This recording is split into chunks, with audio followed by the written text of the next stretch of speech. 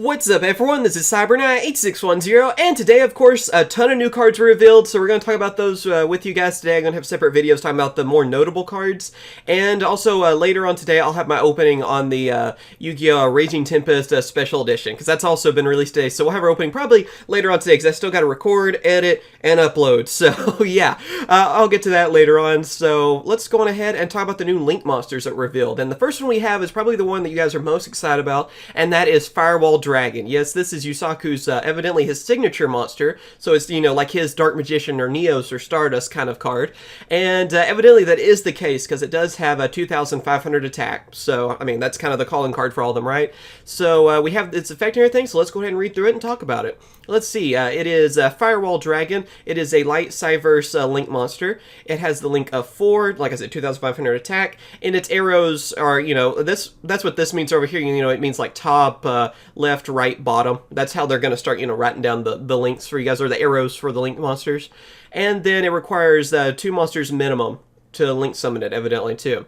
And its effect is, once while this card is face up during either player's turn, you can target any number of monsters on the field, enter monsters in the graveyards, up to a number of monsters in a mutual link with this card, return them to the hand. If a monster linked by this card is destroyed by battle and sent to the graveyard, you can special summon 1 monster from your hand.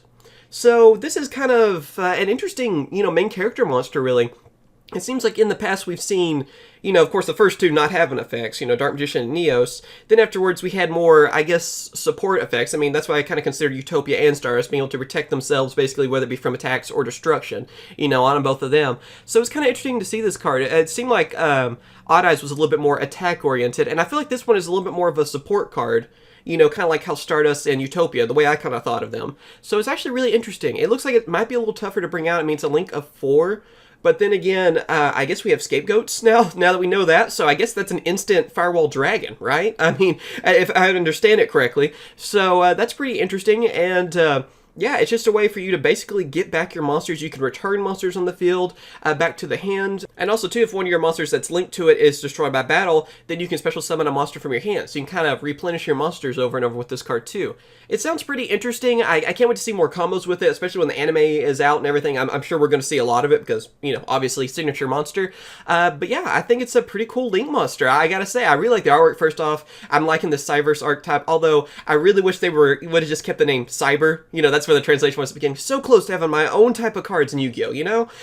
But yeah, really great card. I think it's going to be useful. It might be a little tougher to summon, but honestly, I think we're all going to feel that way on these Link monsters until, you know, like, we're 2 packs into this new series, and then we're all going to be like, oh, this is nothing. You know, that's the way it was with Synchro Summon and everything, too, where it was like, you know, oh, this is a little tough to bring out, and then it's, you know, they just reveal a few more cards, and it'll be just like Xyz Summoning or Synchros or Fusions or anything else, where we're going to be able to just spam them like crazy. I have a feeling it won't last long on it being a slow format.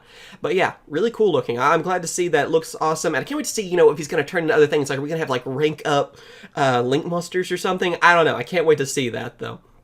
Then afterwards, too, there are some other different Cyverse monsters that Yusaku uses that are also revealed on this. They're kind of usually, you know, kind of the generic hero cards, really. Like, for example, we have this one, which is Subvergent Driver. And its effects are, if a Cyverse type Link monster you control is destroyed by battle, either by battle or card effect, actually. While this card is in your hand or graveyard, you can special summon it, so it's kind of an easy monster to bring out. And then also, you can discard 1 spell card, target 1 Cyverse monster in your graveyard, special summon it, but it cannot attack directly this turn. So, kind of a revival card for them. You can see this, you know, Yusaku using this, of course, with Firewall Dragon in the future. And the other one we have is Launcher Commander. Let's see, all other Cyverse monsters you control gain 300 attack and defense, so it's kind of a power-up card for them. And also, once per turn, you contribute 1 Cyverse monster, target 1 face-up monster your opponent controls, destroy it. So, a destruction effect and a power-up effect. That's actually pretty good, especially being a level 4, already having 1,700 attacks, so I guess that power-up would oh, no, it's all other. Okay, dang. For a second, I thought it just said all. No, it's all other. So it doesn't work on himself, but it'll work on other ones, too. So, that's kind of cool. I mean, that's a pretty useful card. I think that would be, you know, a good one to use, actually. Being able to power up Firewall and everything. Not bad. I like that. And also, too, I'll have all this in the description, a link to all these if you guys want to read through them yourself. I'm just kind of skimming through a few of them because, yeah, a lot of cards were revealed, and if I'm going to talk about all of them, it would take a long time. Trust me. Let's see, we also have this. What is this? 3-strike barrier. It's a normal trap card.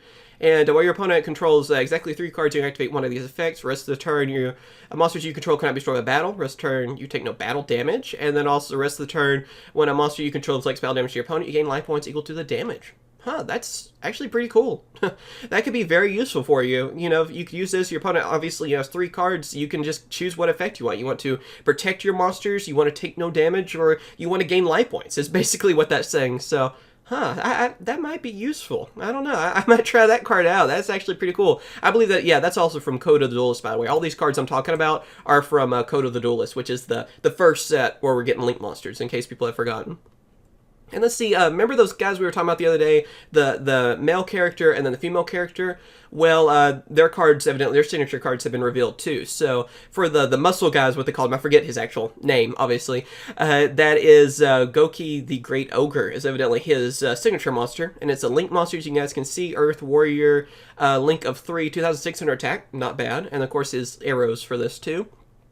And it requires 2 Gouki monsters minimum to Link summon it. So that's kind of cool. I think that's our first, I think that's the first Link monster we've seen that's specific, like an archetype specific card. So yeah, it's pretty obvious that we're going to see a lot more of that in the future. I mean, you know, nothing too surprising on that, but let's see, what's its effect? All monsters on the field lose attack equal to their original defense. And then the second effect that it has is if this card would be destroyed by battle or by card effects, you can destroy one of this card's Link monsters instead. That's actually really good. I like that first effect mainly on that because, yeah, you're able to weaken your opponent's monsters. And I kind of wonder if we're going to start seeing effects like this because I guess they wouldn't work against a Link monster. They don't have defense points. So, you know, I wonder if we're going to start seeing effects that are like that where, you know, attack equal to their original defense. So it would hurt, you know, any other monster, I guess, besides Link monsters. So that's pretty interesting. That could actually be a substantial attack loss, too. And then, of course, not only that, it's able to protect itself by sacrificing its Link monsters. I was wondering if we would start seeing something like that, too. I have a feeling, too, in the future, we're going to see, like, certain effects only be activated by getting rid of some of your Link monsters. Kind of treating them like exceed materials, in a way. That's what that kind of reminds me of. So that's pretty neat. And that's probably one of our best Link monsters, by the way, that we've seen. And, of course, they're showing, I believe, 2 of his effect monsters right here. They kind of remind me of sort of like Power Rangers or something. I don't know. They look really cool. Let's see. Gouki Twist Cobra.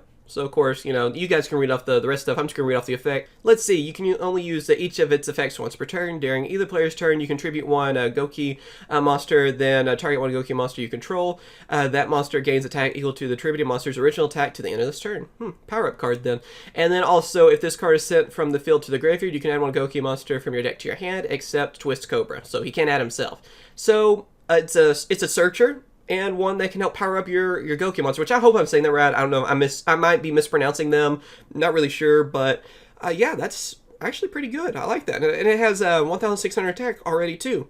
And 0 defense. I wonder if they're all going to be like that. Yeah, it looks like that's the theme, too. 0 defense, so, you know, they don't fall victim, I guess, to that whole taking away attack from their defense. That's pretty neat. We also have Gokyo Suplex, which is 1,800 attack, level 4, 0 defense. And of course, just like the previous card too, his effects can only be activated once per turn. And let's see, what are his effects? So when this card is normal summon, you can special summon 1 Gokyo monster from your hand. And then also, if this card is sent from the field to the graveyard, you can add 1 Gokyo card from your deck to your hand, except Gokyo Suplex. So yeah, that's another one that's really good, because it can help you bring out more of them, which I feel like anything that's going to involve Link summoning is going to have to be able to swarm the field a little bit quicker, so you can have monsters to Link summon with, obviously. And also, this one has a little bit more of searching to it, but this time it's a Gouki card and not a monster. Again, I might be mispronouncing this archetype's name. Forgive me if I am. I like just woke up. But yeah, it's a good searcher for them too. It just can't search for itself. So that's actually really awesome. That might be an archetype to look into. That sounds like they might be fun. I wonder if he's going to end up being like his friend or something, Yusaku's friend, kind of be, you know, like we've seen in the past. So that'd be pretty neat. And then afterwards we have another one here, and it's the Trickster archetype. So of course we have a new Link summon. This is the female duelist cards, and that is a Trickster Holy Angel is the name of this card. Of course, Light Fairy, Link monster, Link of 2, 2,000 attack. and it requires 2 Trickster monsters to link summon into it. So again, it's archetype specific, and its effects are each time a Trickster monster is normal or special summoned to this card's link zone, inflict 200 damage to your opponent. A Trickster monster linked by this card cannot be destroyed by battle or card effect. And the last one is when your opponent takes damage from a Trickster monster's effect, this card gains attack equal to that amount of damage until the end of this turn. So with this, you can do effect damage to your opponent, for each of the Tricksters that you normal and special summon. So if you're able to kind of swarm them, you could do some extra damage from that, 200 each. But also this card gains attack from that.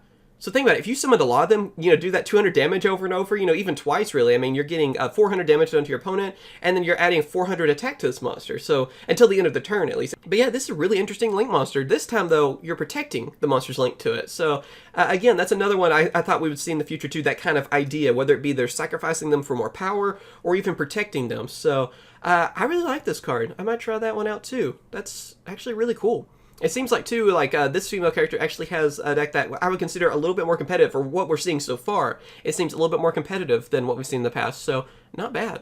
And let's see, of course, we have a couple of other cards that were revealed, too, that go with hers. And we have a Trickster Candina.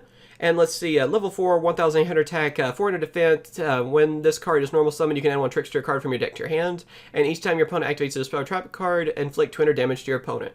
So another way to do burn damage to your opponent, also another way to power up Holy Angel, and a Searcher. Again, I kind of feel like almost every card we're going to see in this new season and everything, this new series, are going to have some kind of a searching effect. Because if you're going to link summon, you're going to want things to be on your side of the field. That's the reason we're seeing Scapegoats now, and we're seeing Reborn Tengu get some hype and stuff too. So that's really cool to see another card that can search, for its own archetype. So not bad. I wonder if the rest of them are going to have something similar to that, because that's the only monster that we see.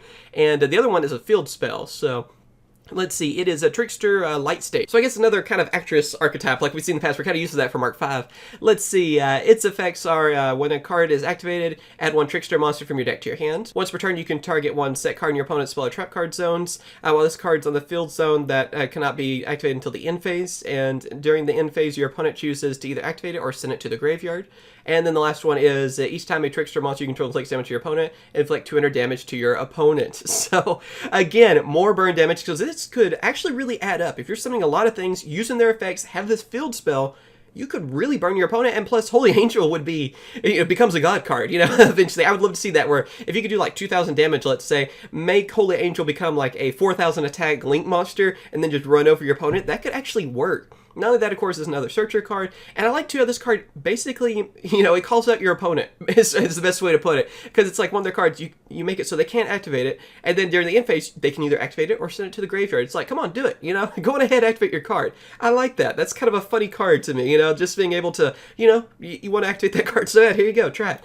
I don't know, I think that's kind of a neat idea, and I think I'm going to be trying out Trickster cards now, just after these 3, and I feel like they're going to be pretty fun to use, but also kind of trollish to go against too, because that's kind of a burn deck, so that can kind of not be so fun to go against, but it looks like it'd be fun to use.